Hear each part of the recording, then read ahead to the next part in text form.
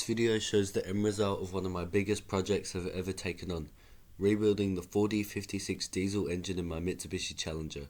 Hearing it start and running them for the first time made every hour, every setback and every late night worth it. When I started this rebuild, my engine had completely failed with a spun crankshaft bearing. I didn't have the budget to pay a mechanic to fix it, so I just decided to rebuild it by myself with guidance from my dad.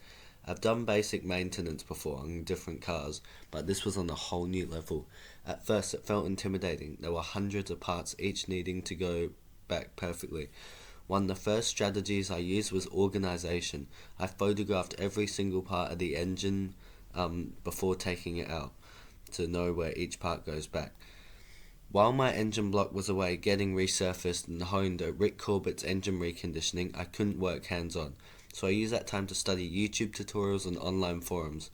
I learned cleaning techniques, torque sequences and common mistakes to avoid. That downtime ended up being one of the most valuable parts of my learning because it helped me understand the process before doing it. One of my biggest milestones was installing the crankshaft, as this is the part that went wrong on the engine and we bought a new one. I spent a lot of time learning how to position the bearings, apply assembly lube correctly and torque everything to spec with the torque wrench.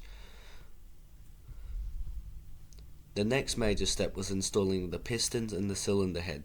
I followed online guides and advice from SA Cylinder Head Services, where my dad's friend works and owns. He recommended using a slightly thicker gasket to perfect the valves.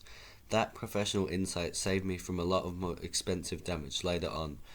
Now, there were gaps in my documentation because sometimes my dad installed parts while I was at school, but I made sure to ask him to explain every step afterwards so I still understood what was done and why. Even when I wasn't physically working, I was still learning through observation, questions and research. By week 10, I reassembled everything: the block, crankshaft, pistons, head, timing system, oil pump and wiring. I triple checked every torque setting and oil clearance. When the engine finally turned over the first time, it was one of the most rewarding feelings I've ever had. Getting my engine running again wasn't just about fixing a car. It was about proving to myself that I could do something I once thought only real mechanics could do. I learned to manage frustration, to research deeply, and to trust that I can solve my problems by breaking them into smaller steps. This project taught me way more than just mechanical skills. It taught me patience, resilience, and independence. I learned that setbacks like waiting for resurfacing or missing parts aren't failures. They're opportunities to learn and adapt.